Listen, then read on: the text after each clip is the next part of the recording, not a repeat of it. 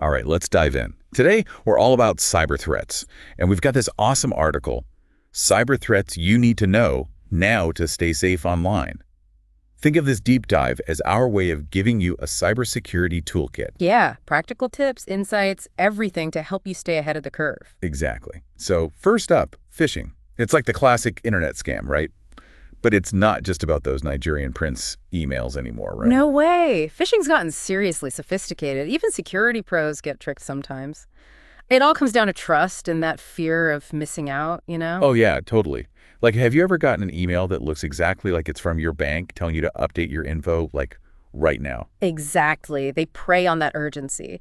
And the article really emphasizes how important it is to look at every email with a critical eye. Yeah. Even if it seems legit, always check for those red flags, like weird spelling, grammar mistakes, links that just seem off. Oh, yeah, I almost fell for one of those a while back. My heart was racing, I was about to click, and then I noticed the sender's email address was just a little bit off. See? That's how good they are. It's so easy to get caught up in the moment. Totally.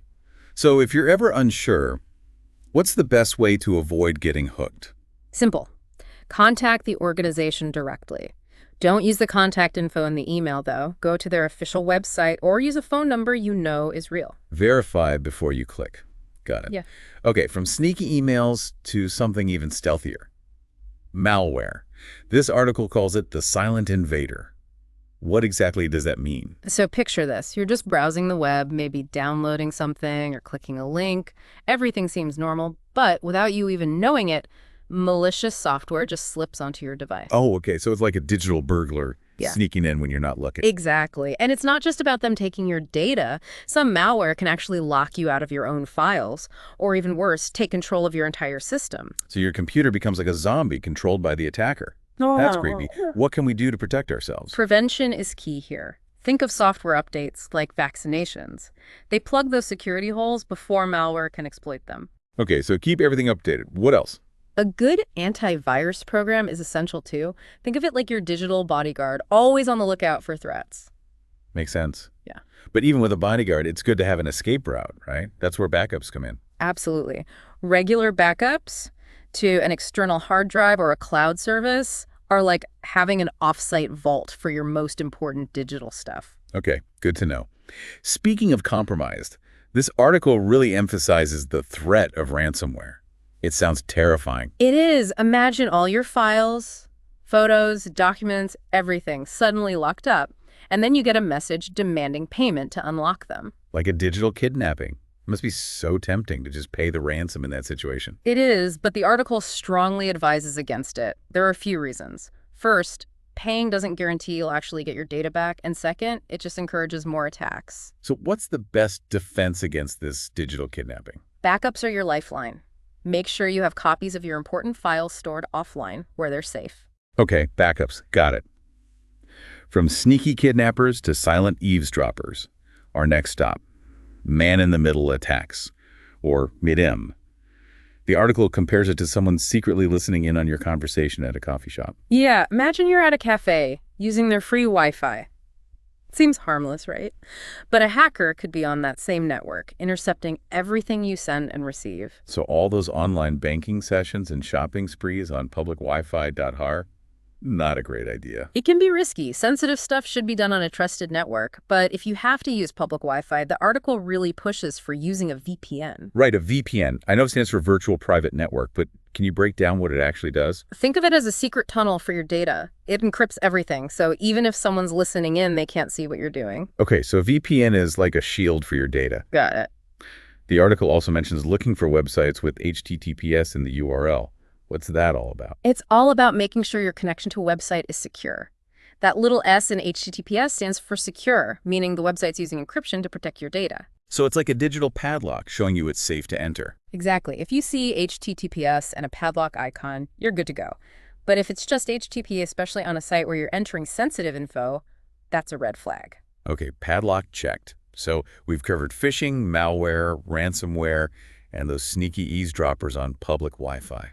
What's next? on our cybersecurity checklist. Let's talk passwords. They're like the keys to your digital kingdom. I know. Strong, unique passwords for every account. It's cybersecurity 101. It is, but it's so important. You wouldn't use the same key for your house, your car, and your bank vault, right? Same goes for online accounts. But remembering a million different passwords, that's a recipe for disaster. The article mentions password managers, but they always seem kind of complicated. They can be at first, but trust me, they're lifesavers. Think of it like a super secure digital vault for all your passwords. You only need to remember one master password to unlock it. So it's like a brain boost for passwords. Exactly. Plus, most password managers can generate strong passwords for you, so you don't have to come up with them yourself. That's handy. Okay, so password manager, check. What about two-factor authentication, or 2FA? I know it's important, but can you explain it simply? The article calls it a second layer of defense, but I'm not picturing it. Okay, so your password is like the key to your account, right? With 2FA, even if someone steals your key, they still can't get in without a second factor, like a code sent to your phone. So even if a hacker cracks my password, they'd need access to my phone too. That's a relief. Exactly. It's like having a security guard at the entrance to your vault, even if someone has managed to steal the key. Love it. Okay, strong passwords, 2FA. Yeah. But there's more to cybersecurity than just tech, right? The article talks about social engineering, and it sounds a little unnerving. It is. Social engineering is all about hacking the human element. It's about using manipulation and deception to trick you into giving up sensitive information. Wow. So it's not about breaking codes, it's about breaking people. Exactly. Imagine getting a call from someone claiming to be from your bank. They sound professional, know some personal details, and say there's suspicious activity on your account. Oh man, I'd probably panic and tell them anything they wanted. That's what they're hoping for. They prey on our fears and our desire to be helpful. But always remember, verify, verify, verify. So don't be afraid to hang up and call the organization back using a number you know is legit. Exactly. Be skeptical, trust your gut, and if something feels off, question it. Okay, from sneaky individuals to something that feels more like a brute force attack. The article talks about DDoS attacks. Yeah, DDoS attacks. Imagine a flash mob, but instead of dancing, they're all trying to crowd into a single store at once, blocking the entrance. That's what a DDoS attack is like. So it's about flooding a website with so much traffic that it crashes. Exactly. It can disrupt businesses, take down websites. That's chaos. And while they often target big companies, individuals can be victims too, especially in online gaming. Wow, so frustrating. What can people do to protect themselves from DDoS attacks? For individuals, it's mostly about having a good internet provider with built-in DDoS protection. Businesses, though, often need more specialized services. Okay, makes sense. Let's talk about data breaches. I think we've all seen those headlines about companies getting hacked and millions of users' information being exposed. It's scary. It is. These breaches happen when someone unauthorized gets access to sensitive data that companies store. Passwords, financial details, the kind of stuff that can ruin your life if it falls into the wrong hands. It's like having your private life suddenly on display for everyone to see. Is there any way to even know if you've been caught in one of these breaches? There are actually websites that track data breaches. One of the most popular is called Have I Been Pwned? Yeah. You can enter your email address and it'll tell you if it's been part of any known breaches. So it's like a checkup for your online security. What if you find out your info has been compromised? What then? Act fast. Change passwords for any affected accounts, and keep a close eye on your bank statements and credit card activity. Good advice. Okay. Last but not least, let's talk about the Internet of Things, or IoT, and all those smart devices we love. The article suggests they can be a bit of a security nightmare. It's true. We're surrounded by connected devices. Smart TVs, security cameras, even refrigerators that can order groceries. It's convenient, but it also creates a lot of entry points for hackers. So each device is like an unlocked door into our home network. Exactly. And many IoT devices just don't have the security features they need. So it's not just about protecting our computers and phones anymore. It's about securing our entire digital world. What can we do? A lot of the basics still apply. Strong passwords, two-factor authentication, being wary of phishing scams. Right. But specifically for IoT devices, a few extra tips. First, change those default usernames and passwords. Many manufacturers use generic ones, making it ridiculously easy for hackers to get in. It's like leaving a spare key under the doormat. Exactly. Second, keep the firmware on your devices updated. Those updates often contain crucial security patches. Okay, so updates for everything. Right. And finally, consider creating a separate network for your IoT devices. This adds an extra layer of protection, isolating them from your computers and phones.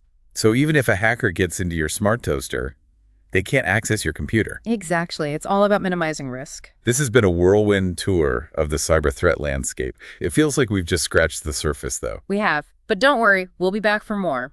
In the next part of our deep dive, we'll explore some broader strategies for building even stronger cybersecurity. Stay tuned. Welcome back to our cyber threat deep dive. Last time, we explored some of those common threats lurking online, like phishing, malware, and even those tricky social engineering tactics. We really dug into how they work and, most importantly, how to avoid falling victim to them. Exactly. This time, we're shifting gears a bit. Instead of specific threats, we're going to zoom out and look at broader strategies.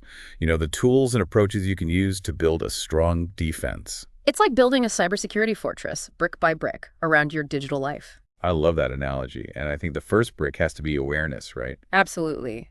Knowledge is power, especially when it comes to cybersecurity. The more you understand about the threats, the vulnerabilities, the attacker's methods, the better equipped you are to protect yourself. So it's not just about being afraid of the dark, it's about understanding what's actually out there. But the digital world changes so fast. How do we keep up with all the new threats and stuff? It can be tough, but there are tons of resources to help you stay in the loop. You've got cybersecurity websites, blogs, newsletters, even podcasts like this one. Nice plug. Yeah. But seriously, staying informed is key. What else can we do to build those defenses? Well, good cyber hygiene is essential. It's like brushing your teeth for your digital life, those everyday habits that might seem small but really add up over time. I like that. So what are some essential cyber hygiene practices? We talked about strong, unique passwords and two-factor authentication last time, and they're worth repeating. Using a password manager can make it way easier to handle all those complex passwords too. Right. And what about those pesky software updates? They always seem to pop up at the worst times. I know, right? But those updates are often patching up security holes. Think of it like fixing a leaky roof before the rain really starts pouring in. So updates are essential. What else should we be careful about? Be mindful of what you click on and download. If you don't recognize the sender of an email, don't click the links. And be cautious about downloading files from sources you don't trust. It's like being careful about what you eat. You don't want to ingest something that could make you sick. Exactly. A little caution can go a long way in preventing those digital infections. Okay, awareness and cyber hygiene. Check. But what about more proactive tools? The article mentions antivirus software, but is that enough these days? Antivirus is still a must-have. It's your first line of defense, always scanning and neutralizing threats. Think of it like a security system for your computer. Makes sense.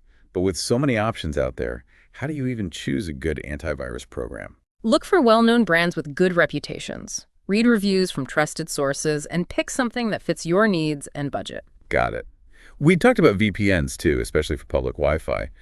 But are VPNs good for anything else? Definitely. They're getting more and more popular, and for good reason. VPNs encrypt your internet traffic, so it's much harder for anyone to snoop on what you're doing. So even your internet provider can't see what you're up to? Not with a VPN. They can see that you're connected to a VPN server, but not the actual content of your traffic. It's all hidden. Ooh, I like that.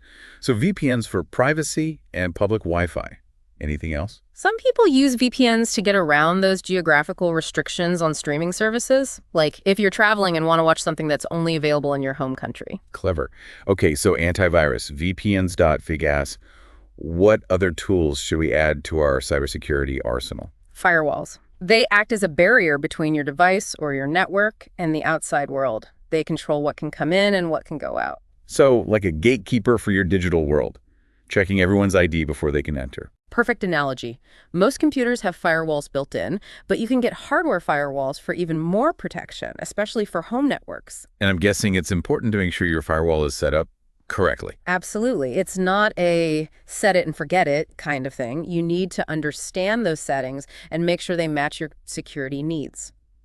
Okay, firewalls.check. What about backups?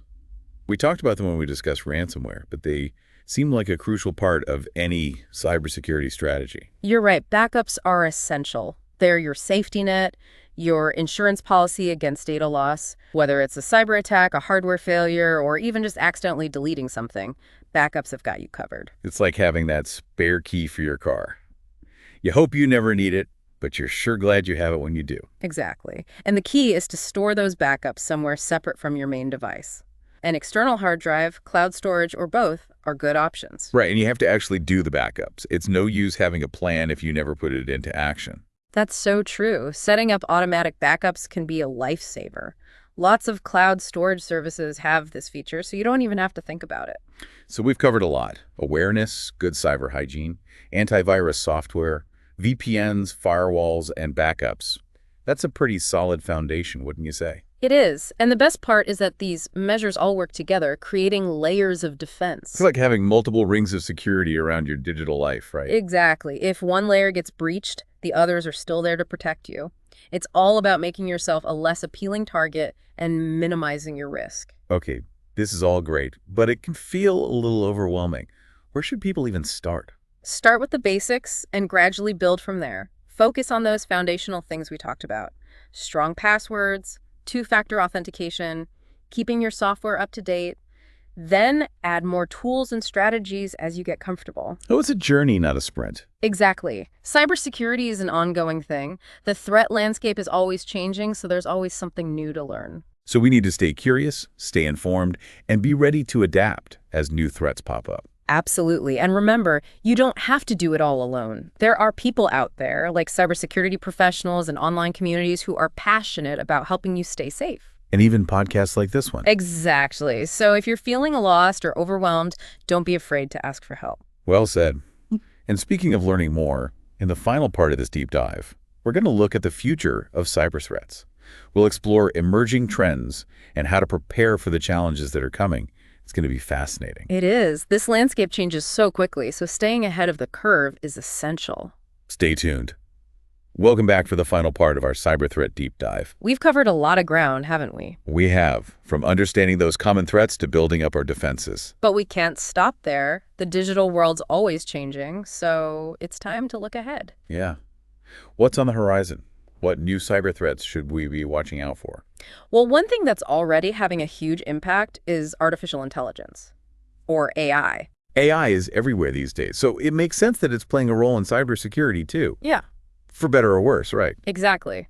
On the one hand, AI is a powerful tool for defenders. It can analyze tons of data, spot patterns humans might miss, and respond to threats super fast. Like having a super smart digital detective on your side. Exactly. But here's the thing. Attackers are using AI too. Oh no, how so? Think about phishing attacks, for example. Instead of those generic spam emails, attackers can use AI to craft personalized messages tailored to you based on your online activity. Wow, that's sneaky and dangerous. It is. AI-powered phishing attacks are much harder to spot. And AI isn't just being used for phishing, it's being used to create malware that's more evasive, harder to detect. So it's like an arms race. Yeah. With both sides using AI to try and outsmart each other. Exactly. And as AI gets even more advanced, this arms race is only going to heat up. Okay, so AI is a big one. What other emerging trends should we be aware of? Well, we talked about the Internet of Things, or IoT, before. All right, all those smart devices. Yeah. And the security risks they can pose. Exactly. And as we connect more and more devices, the potential for attacks just keeps growing. It's like every new device is another door that a hacker could potentially use to get in. That's a good way to put it. And securing all those doors can be a real challenge. Okay, AI, IoT. Anything else on your radar? Ransomware. It's already a huge problem, and it's only going to get worse. We talked about it earlier, those digital kidnappings, holding your data hostage. Right, and attackers are upping their game. They're using stronger encryption, targeting bigger organizations, and demanding even more money. The stakes are getting higher. They are, so we need to be prepared.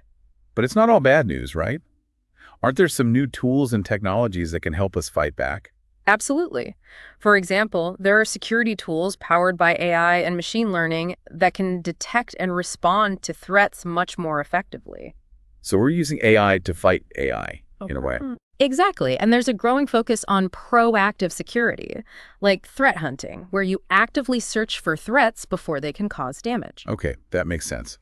So with all these emerging trends and challenges, what can we do to stay ahead of the curve? The most important thing is to keep learning. Cybersecurity is constantly evolving, so we need to evolve with it. So stay curious, Stay informed and be willing to adapt. Exactly. And remember, it's not just about you protecting yourself. It's about all of us working together to create a safer digital world. That's a great point. We need to share information, help each other out, and make sure everyone's on board. Exactly. Cybersecurity is a team effort. Well said. Well, I think that about wraps up our deep dive into the world of cyber threats. It's been a pleasure discussing this important topic with you. And a big thank you to our listeners for joining us. Remember, awareness is your best defense. Stay informed, practice those good cyber habits, and stay vigilant out there. Absolutely. And don't be afraid to ask for help if you need it. There are lots of resources available. Great advice. Until next time, stay safe, everyone.